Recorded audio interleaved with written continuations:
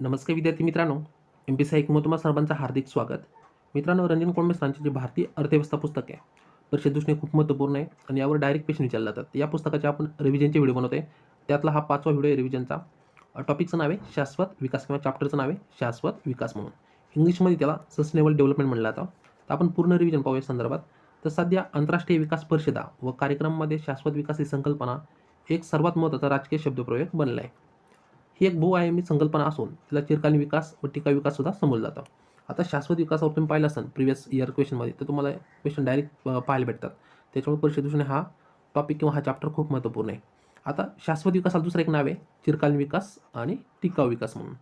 आता शाश्वत विकास ही संकल्पना घटत असलेली जागतिक नैसर्गिक साधने, म्हणजे जगामध्ये जे जागतिक नैसर्गिक संसाधने आहेत, रिसोर्सेस म्हणतो, ते घटत असल्यामुळे आणि मंदावणाऱ्या आर्थिक विकासाच्या भीतीमधून ही निर्माण झाली. म्हणजे जे जागतिक नैसर्गिक संसाधने आहेत, आता त्याचा घटनाक्रम आहे, त्याच्यामुळे लोकांमध्ये किंवा देशांमध्ये एक संकल्पना होत आली शाश्वत विकास, आणि त्यावर आता राजकीय शब्दप्रयोग बनलेला आहे. आणि त्यातून आता काय झालं, त्याच्यावर थोडंफार विचार करायला लागले, तसं म्हणता येईल तुम्हाला. तर इथलं की आर्थिक विकासाच्या भीतीमधून ही निर्माण झाली. जागतिक उत्पादन व्यवस्थेवर नियंत्रित असलेल्या मूठभर देशांनी, म्हणजे विकसित देशांनी घडून आणलेल्या पृथ्वीवर मौल्यवान मर्यादित संसाधनाच्या गैरवापराच्या परिणामस्वरूप ही संकल्पना हळूहळू विकसित गेली. म्हणजे जे मूठभर देश आहेत काही विकसित झाले, तर त्यांनी जास्त प्रमाणात काय केलं, नैसर्गिक संसाधनाचा वापर केला आहे. त्याच्यातून ही संकल्पना आता उदयास आली असं म्हणता येईल आपल्याला. नंतर शाश्वत विकासाची संकल्पना काय, कन्सेप्ट ऑफ सस्टेनेबल डेव्हलपमेंट. आधी सुरुवातीला संकल्पना पाहिली, त्याचे नाव काय सुद्धा पाहिले, त्यानंतर ही कशी घडून आली याबद्दल माहिती पाहिली. आता ही संकल्पना पाहू आपण. शाश्वत विकास ही संकल्पना संसाधनाचा वापर व त्यामुळे निर्माण होणारे दुष्परिणाम याच्याशी संबंधित आहे. सर्व प्रकारचा आर्थिक विकास हा नैसर्गिक संसाधनाच्या वापरावर अवलंबून असतो. मात्र नैसर्गिक संसाधने ही नेहमी मर्यादितच असतात. नैसर्गिक साधने काय असतात, मर्यादित असतात. त्यामुळे ती नेहमी संपण्याचा धोका असतो. असे झाले भविष्यकालीन विकासाची गती मंदावण्याचा सुद्धा धोका असतो. तसेच उत्पादन प्रक्रियेदरम्यान पर्यावरणाची हानी होत आहे. प्रदूषित पर्यावरणामुळे विकासाच्या गतीला काय झाली, खीळ बसण्याचा सुद्धा धोका निर्माण झाला आहे. म्हणजे नैसर्गिक साधने एक तर ती संपवण्याच्या मार्गावर आहेत, त्याच्यामुळे एक तर पर्यावरणावर हानी झाली आहे आणि भविष्यकालीन विकासाची जो गती जी चालली आहे आता आपण म्हणतो, तर ती मंदावण्यासुद्धा धोका निर्माण झाला आहे. तर यामुळे काय झालं, ही कन्सेप्ट उदयास आली की असं म्हणता येईल आपल्याला. म्हणजे संसाधनाचा अविवेकी वापर करणारा व पर्यावरणाचा हानी करणारा विकास भविष्यासाठी अशाश्वत असतो. त्यामुळे वर्तमानातील विकास ही भविष्यकालीन विकासाची शाश्वती आजच सुनिश्चित करणारा असावा, तर तो शाश्वत विकास ठरेल. दुसऱ्या भाषेत वर्तमानातील विकास भविष्यातही टिकून राहणारा असेल, तो शाश्वत विकास असतो. म्हणजे या ठिकाणी सांगितलं की जर भविष्यात विकास करायचा असेल तर त्यासाठी अशाश्वत रिसोर्स म्हणतो आपण, जे संपणार नाहीत, त्याचा वापर केला पाहिजे. ओके. पुढचा टॉपिक आहे शाश्वत विकासाच्या संकल्पनेचा उगम म्हणून. या ठिकाणी पहा, संसाधनाचा अविवेक वापर करणारा, नंतर पर्यावरणाची हानी करणारा विकास, म्हणजे पर्यावरणाची हानी करणारा विकास आणि संसाधनाचा जास्त वापर करणारा, हे भविष्यकालीसाठी काय असतं, अशाश्वत असतो. त्यामुळे वर्तमानातील जो विकास आहे तुमचा आजचा किंवा देशांचा, तर भविष्यकालीन विकासाची शाश्वती सुनिश्चित करणारा असावा. म्हणून या शाश्वत विकासामध्ये किंवा सस्टेनेबल डेव्हलपमध्ये ही महत्त्वपूर्ण माहिती आहे की आज जो विकास करणार तो भविष्यासाठी सुद्धा धोका नसावा. ओके. नंतर शाश्वत विकासाच्या संकल्पनेचा उगम. शाश्वत विकास हा शब्दप्रयोग पहिल्यांदा जागतिक संवर्धन डावपेच म्हणजे 1980 मध्ये करण्यात आला. मात्र या संकल्पनेचा उगम 1960च्या दशकातच झाला होता. त्याच्यापैकी म्हणजे रॅचल कार्सन याने द सायलेंट स्प्रिंग 1962 या आपल्या पुस्तकात DDT या कीटकनाशकामुळे होणाऱ्या वन्यजीवांच्या हानीकडे जगाचे लक्ष वेधून घेतले होते. त्यानंतर दुसरं, पॉल इयरचिच याने आपल्या पॉप्युलेशन ऑफ बॉम्ब 1968 मध्ये या पुस्तकाच्या मानवी लोकसंख्या, संसाधनाचा वापर आणि पर्यावरणातील संबंधाची याच्यामध्ये चर्चा केली गेली. हे नाव महत्त्वपूर्ण आहे. त्यानंतर तिसरं, 1971 मध्ये OECD जे देश आहेत OECD ने पोल्युटर पेज प्रिन्सिपल या तत्वाचा स्वीकार केला. म्हणजे प्रदूषण करणाऱ्यानेच त्याची किंमत मोजावी, असं या तत्वाचा अर्थ या ठिकाणी होतो. नंतर चौथं, अमेरिकेतील MIT या संस्थेतील काही तरुण वैज्ञानिकांनी लिमिट ऑफ ग्रोथ 1972चा अहवाल प्रकाशित केला होता. या अहवालात आर्थिक वृद्धी प्रक्रियेवर मर्यादा न आणल्यास होणाऱ्या भविष्यकालीन संभाव्य परिणामांची चर्चा करण्यात आली होती यामध्ये. त्यानंतर पाचवा, 1972 मध्ये संयुक्त राष्ट्रांनी स्टॉकहोम येथे UN conference on human environment म्हणून UNCSC ही परिषद भरवली. या परिषदेत पहिल्यांदा पर्यावरण हा विकासाचा निर्णायक मुद्दा असल्याचे मानण्यात आले. एक परिषद भरवली 1972 मध्ये. त्या परिषदेचं नाव काय होतं, UN conference on human environment म्हणून. आता यामध्ये पर्यावरण हा एक इश्यू बनवण्यात आला किंवा विकासाचा मुद्दा बनवण्यात आला आणि त्यानुसार UNEची स्थापना करण्यात आली. तर युनायटेड नेशन एन्व्हायरमेंटल प्रोग्राम म्हणलं तर UNEP. नंतर UNEPचे पहिले संचालक मॉरिस स्ट्रॉंग यांनी काय केलं, इकॉनॉमिक डेव्हलपमेंट ही संज्ञा त्या ठिकाणी वापरली. क्वेश्चन विचारतील की UNEPच्या पहिले जे संचालक होते यांनी कोणती संकल्पना वापरली होती? ओके, कोणती? इको डेव्हलपमेंट म्हणून. त्यानंतर 6वं IUCN हे 2 तज्ज्ञ इवा बेलफोर आणि वेक जॅक्सन यांनी 1980 मध्ये जागतिक संवर्धन डावपेच म्हणजे वर्ल्ड कन्झर्वेशन स्ट्रॅटेजी हा अहवाल प्रकाशित केला. त्यामध्ये सर्वप्रथम शाश्वत विकास हा शब्दप्रयोग करण्यात आला. आता शाश्वत विकास हा शब्दप्रयोग पहिल्यांदा कोणी केला? तर IUCNचे 2 तज्ज्ञ होते, इवा बेलफोर व वेक जॅक्सन म्हणून. 1980 मध्ये जागतिक संवर्धन डावपेचमध्ये त्यांनी हा एक अहवाल प्रकाशित केला होता. त्यामध्ये शाश्वत विकास हा शब्द त्या ठिकाणी वापरला. त्यानंतर 7वं पुढे ब्रॅडलँड आयोग अहवाल 1987 मध्ये आला आणि वसुंधरा परिषद 1992 मध्ये. यांनी काय केलं? शाश्वत विकासाच्या संकल्पनेचा विकास केला. त्यामुळे ती विकासाची एक संपूर्ण संकल्पना म्हणून उदयास आली. आता पाहू शाश्वत विकासाच्या व्याख्या काय. तर शाश्वत विकासाची सर्वात प्रसिद्ध व्याख्या म्हणजे ब्रॅडलँड आयोगाने आपल्या अहवालात प्रकाशित केली आहे. तर ब्रॉडलँड अहवाल किंवा ब्रॅडलँड सुद्धा म्हणू शकता. 1983 साली संयुक्त राष्ट्राच्या आमसभेने जागतिक पर्यावरण विकास अहवाल संयुक्त राष्ट्राने 1983 मध्ये जागतिक पर्यावरण विकास आयोग स्थापना केली. या आयोगाच्या अध्यक्षा नॉर्वेच्या पंतप्रधान श्रीमती ग्रो हेलेन ब्रॅडलँड ह्या होत्या. आयोगाने 1987 मध्ये आवर कॉमन फ्युचर या नावाने काय केला? अहवाल प्रसिद्ध करण्यात आला किंवा केला. कोणती आयोगाने? ब्रॅडलँड आयोगाने. हे कोण होते? हे नॉर्वेच्या पहिल्या नॉर्वेच्या अध्यक्षा होत्या, म्हणजे पंतप्रधान सुद्धा होत्या, हे लक्षात घ्या. नंतर या अहवालात शाश्वत विकासाची पुढील व्याख्या करण्यात आली. शाश्वत विकास म्हणजे असा विकास जो भविष्यकालीन पिढ्यांची स्वतःच्या गरजा भागवण्याची क्षमता धोक्यात न आणता वर्तमानातील गरजा भागवू शकतो. म्हणजे भविष्याच्या जी पिढी आहे येणाऱ्या त्यांच्यासुद्धा गरजा भागवण्याची क्षमता असणार आहे, त्याला धोका न आणता वर्तमानातील जे गरजा आहेत आपल्या त्यासुद्धा पूर्ण करेल म्हणून. उदाहरणार्थ सोलार एनर्जी कशी त्या प्रकारची म्हणजे भविष्यातसुद्धा राहणार आहे आणि आज पण राहणार आहे. त्यानंतर पुढचा टॉपिक वसुंधरा परिषद 1992ची. त्याला अर्थ समिट सुद्धा 1992 सुद्धा म्हणलं जातं. तर ब्रॅडलँड आयोगाच्या अहवालाच्या परिणामस्वरूप 1992 मध्ये रिओ द जानेरो ब्राझीलमधील ठिकाणी त्या ठिकाणी संयुक्त राष्ट्र पर्यावरण व विकासावरील परिषद म्हणजे UN conference on environmental and development UNCED भरवण्यात आली होती. आता ब्रॅडलँड आयोगाच्या अहवालानुसार एक परिषद भरवण्यात आली ब्राझील या ठिकाणी, रिओ द जानेरो या ठिकाणी. अर्थ समिट सुद्धा म्हणलं तर किंवा वसुंधरा परिषद तुम्ही ऐकलं असेल पर्यावरणामध्ये, ही परिषद भरवण्यात आली होती. या परिषदेत घोषणा करण्यात आली की विकासाचा हक्क अशा रीतीने साध्य व्हावा की सध्याच्या व भविष्यकालीन पिढ्यांच्या विकासात्मक आणि पर्यावरणीय गरजा समन्वय पद्धतीने भागवल्या जाव्या. समन्वय पद्धतीने भविष्यातील पिढ्या आणि आजची जी पिढी. त्यानंतर शाश्वत विकासाचे आधार पिलर्स काय सस्टेनेबल डेव्हलपमेंटचे ते पाहू आपण. विकासाच्या व्याख्येच्या व्याप्तीमुळे शाश्वत विकासाच्या संकल्पनेची व्याप्तीसुद्धा विस्तारतच गेली.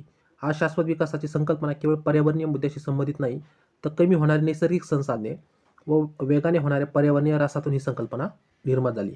मात्र तिची व्याप्ती वाढत गेली आहे. 2002च्या जागतिक शाश्वत विकास परिषदच्या मते शाश्वत विकासाची संकल्पना 4 परस्परावलंबी आधारावर आधारलेली आहे. एक म्हणजे आर्थिक शाश्वतता, दुसरी सामाजिक शाश्वतता, तिसरं पर्यावरणीय शाश्वतता आणि चौथे संस्थात्मक शाश्वतता. या 4 पिलरवर किंवा 4 परस्परावलंबी आधारावरच जागतिक जे आपण म्हणतो सस्टेनेबल डेव्हलपमेंट शाश्वत विकासाची संकल्पना आधारित आहे. आता शाश्वत विकासाचे घटक कोणते आहेत? पॅरामीटर पाहू आपण. शाश्वत विकासाचे घटक याच्यामध्ये शाश्वत विकासाची संकल्पना समजण्यासाठी मदत करतात. त्यानंतर त्याच्या संबंधित समस्या निदर्शनात आणून देतात आणि तिसरं म्हणजे त्याच्या आधारित कृतीशील धोरणात्मक निर्णय घेण्यास मदत करतात. आता खालील घटक आहेत ते पहा. एक म्हणजे वाहक क्षमतेची संकल्पना, दुसरं आंतरपिढीय समन्वय, तिसरं पिढी अंतर्गत समन्वय, लिंगविषयक समानता, पाचवा आहे विविधतेचा स्वीकार. हे घटक आहेत जे शाश्वत विकासाच्या आपण म्हणतो या घटकामध्ये त्याच्यामध्ये समावेश केले जातात. आता त्यापैकी पहिलं वाहन क्षमतेची संकल्पना. इथं काय वाहन कन्सेप्ट ऑफ कॅरिंग कॅपॅसिटी म्हणून. इथं वाहक या वाहक क्षमता म्हणजे नैसर्गिक पर्यावरणाचे मानवी हस्तक्षेप सहन करण्याची महत्त्व म्हणजे जास्तीत जास्त क्षमता. ती जमीन, हवा, पाणी इत्यादी स्वतःच्या वापरक्षम आणि शुद्ध ठेवण्याची क्षमता निर्देशित करते. हे पिलर फक्त लक्षात ठेवा. एक म्हणजे वाहक क्षमतेची संकल्पना, आंतरपिढीय समन्वय, पिढी अंतर्गत समन्वय आणि लिंगविषयक समानता आणि विविध स्वीकार. हे महत्त्वपूर्ण घटक आहेत, लक्षात घ्या. ते फक्त डिटेलमध्ये पुढे माहिती दिली की दुसरं काय पिढी अंतर्गत समन्वय. पहिलं कोणतं पाहिलं? पहिलं वाहन क्षमतेची संकल्पना, त्यानंतर दुसरं आंतरपिढीय समन्वय, याच्यामध्ये सांगितलं आहे काय, आंतरपिढीय समन्वय म्हणजे पृथ्वीच्या संसाधनाचा वापर वर्तमान व भविष्यकालीन पिढ्यांसाठी न्याय पद्धतीने व्हावा. म्हणजे वर्तमान पिढीच्या संसाधनाचा गैरवापर, अतिव्यय नंतर न करता भविष्यकालीन पिढ्यांचा गरजेचा सुद्धा विचार वर्तमानातच करावा. पुन्हा एकदा ऐका, आंतरपिढीय समन्वय. इथं काय सांगितलं, पृथ्वीच्या संसाधनाचा वापर आहे वर्तमान आणि भविष्यकालीन पिढ्यांसाठी. हे तर समजलं असेल तुम्हाला. जे संसाधन आहेत ते म्हणजे वर्तमान म्हणजे आजची स्थिती आणि भविष्यकालीन जी पिढी आहेत यांना न्याय पद्धतीने यावं, म्हणजे समान पद्धतीने म्हणतो आपण. वर्तमान पिढीने म्हणजे आताच्या पिढीने संसाधनाचा गैरवापर टाळावा, अतिवापर नंतर अपव्यय न करता भविष्यकालीन पिढ्यांचा गरजांचा सुद्धा या ठिकाणी वापर करावा किंवा विचार करावा असं आहे, वर्तमानातच करावा सांगितले. त्यानंतर पिढी अंतर्गत समन्वय, इंट्रा जनरेशनल इक्विटी म्हणलं जातं. पिढी अंतर्गत समन्वय म्हणजे एका पिढीमध्ये संसाधनाचा वापर न्याय पद्धतीने व्हावा. हा न्याय देशादेशामध्ये तसेच एका देशात विविध प्रदेश व्यक्तीमध्ये प्रस्थापित व्हावा, जेणेकरून पृथ्वीच्या संसाधनाचा वापर काही मूठभर देशांनीच न करता सर्व देशांना, देशांतर्गत प्रदेशांना व व्यक्तींना त्याचा वापर करून विकासाची समान संधी प्राप्त करून द्यावी. चौथं म्हणजे लिंगविषयक समानता, जेंडर डिस्पॅरिटी. मानवी पर्यावरणाच्या शाश्वततेसाठी विकास प्रक्रियेतील लिंगभेद दूर होणे गरजेचे आहे. आरोग्य, पोषण व शिक्षणातील लिंग तफावतीमुळे महिलांची विकासातील भूमिका मर्यादित राहते. आरोग्य व पोषणातील भेदभावामुळे मृत्यू पावलेल्या महिलांच्या संख्येला मिसिंग वुमन फेनॉमेनॉन असे सुद्धा समजलं जातं. पुन्हा एकदा एका लिंगविषयक समानता पाहतोय आपण. विकासाचे जे शाश्वत विकास म्हणतो आपण, सिस्टम डेव्हलपमेंट, काही घटक आहेत ते घटापैकी म्हणजे लिंगविषयक समानता. तर मानवी पर्यावरणाच्या शाश्वततेसाठी विकास प्रक्रियेतील लिंगभेद दूर होणे गरजेचं आहे. नंतर आरोग्य, पोषण व शिक्षणातील लिंग तफावतीमुळे महिलांना किंवा महिलांची विकासातील भूमिका मर्यादितच राहिली. आरोग्य व पोषणातील भेदभावामुळे मृत्यू पावलेल्या महिलांच्या संख्येला मिसिंग वुमन फेनॉमेनॉन असे संबोधले जाते. त्यामुळे लिंगविषयक समानता ही शाश्वत विकासाच्या संकल्पनेच्या मुळाशी असल्याचे मानले जाते. त्यानंतर पाचवं, विविधतेचा स्वीकार, रिकॉग्नायझेशन ऑफ डायव्हर्सिटी म्हणून. जगात प्रचंड सामाजिक, सांस्कृतिक व जैविक विविधता आहे. 160 देशामध्ये सुमारे 820 वांशिक गट, इथं काय म्हणलं, 180 देशामध्ये 820 वांशिक गट राहतात. त्यापैकी 4% लोकसंख्या प्रचंड जैविधतेच्या प्रदेशातच राहते. हा स्थानिक समुदाय स्थानिक संसाधनाच्या पुन्हा एकदा का हा स्थानिक समुदाय स्थानिक संसाधनाच्या वापराविषयी मुलांचा विश्वास असतो. विकासासाठी त्यांना विस्थापित केल्याच्या बाहेरच्या तंत्रज्ञानाच्या शिरकावामुळे मोठी पर्यावरणीय हानी घडून येते. त्यामुळे स्थानिक समुदायाच्या प्रादेशिक हक्काचे संरक्षण करणे शाश्वत विकासाचे प्रमुख घटक आहे. ओके, तर आज ही माहिती पडली. आपण पुन्हा एकदा रिव्हिजन पाहू म्हणजे तुम्हाला व्यवस्थित समजेल. पहिल्यांदा काय पाहिलं आपण, शाश्वत विकास म्हणजे काय, सस्टेनेबल डेव्हलपमेंट. प्रस्तावना पाहिली, व्याख्या काय आहे, दुसरं काय नाव, चिरकालीन विकास, टिकाऊ विकास. ओके, व्याख्या पाहिली आपण. त्याच्यामध्ये काय काय तर शाश्वत विकासाची संकल्पना आहे, कन्सेप्ट काय आहे त्याची. याच्यामध्ये तुम्ही पाहिलं असेल, जे रिसोर्स आहेत ते संपण्याचे मार्ग आहेत, असे रिसोर्स शोधणे जे भविष्यकालीन सुद्धा संपणार नाही किंवा भविष्याच्या पिढ्यांसाठी सुद्धा वापर होईल, किंवा जे आता जे रिसोर्सेस संपण्याचे मार्ग आहेत ते सुद्धा म्हणतो ना आपण काळजीने वापर झाला पाहिजे, याच्यामध्ये सांगितले. त्यानंतर संकल्पनेचा उगम कुठं झाला, 1980च्या दशकांमध्ये शाश्वत विकास हा शब्द वापरण्यात आला. पण खरं जर पाहिलं असेल तुम्ही, ओके, ह्या ठिकाणी एका पुस्तकामध्ये आलं होतं, तो 1975 OECD काय केला होता, पोल्युटर पेज प्रिन्सिपल या तत्वाचा स्वीकार केला होता त्यांनी. त्यानंतर 1972 मध्ये तुम्ही पाहू शकता या ठिकाणी संयुक्त राष्ट्राने स्टॉकहोम येथे काय केलं होतं, UNEPची स्थापना केली आणि त्यांनी पहिल्यांदाच हा शब्द वापरला होता, इको डेव्हलपमेंट म्हणून. त्यानंतर बघा, एक प्रकाशित करण्यात आला होता IUCNने.